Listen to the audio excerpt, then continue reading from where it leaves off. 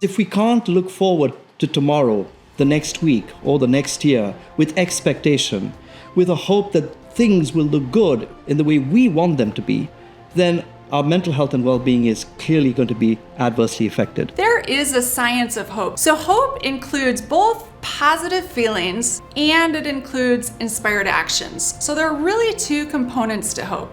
The feeling, you want to feel good, and the action, you want to take action. And so when we talk about hope, that is what we talk about. We're fortunate in that the science in recent times has taught us that we can teach hope, that hope is a teachable entity. Hope is like a muscle, something that we can grow and expand on. And that really made sense to me because it's such a predictor of depression. If you don't have hope, that's hopelessness. And that's what our predictors of suicide are: depression, anxiety, so many different things. A sunflower seed represents us in our most hopeless state.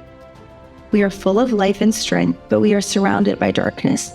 Just like the seed, if we give up when we experience feeling of despair or sense of hopelessness, we aren't able to continue growing and improving.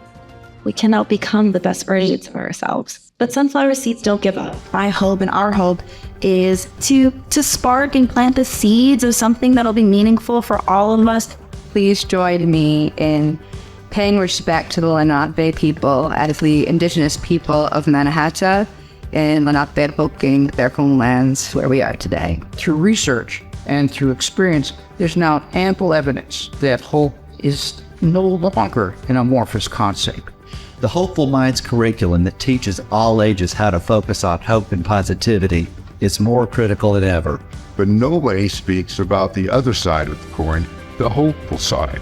Hope is about each moment and focusing on what it is, the things that we do have in this moment. What got me through this challenging time was hope.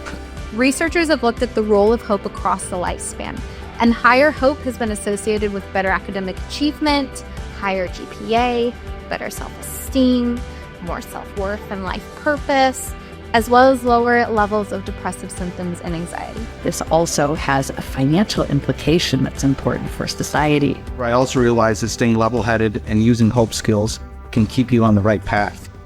Are you ready to be a hope warrior? Hope is a people, hope is a community, hope is a way of moving through life. You're going to change somebody's heart and somebody's mind. And we have the agency now to do this together. What we know is that hope can be taught, and it must be taught. Taking care of hope and feeding it and nurturing it and letting us fly upon its back. Hope is a verb.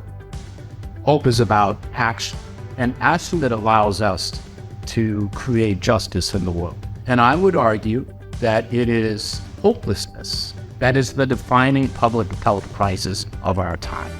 We have an opportunity not just to hope in the manner of having great aspirations, but to hope in the manner of having actions.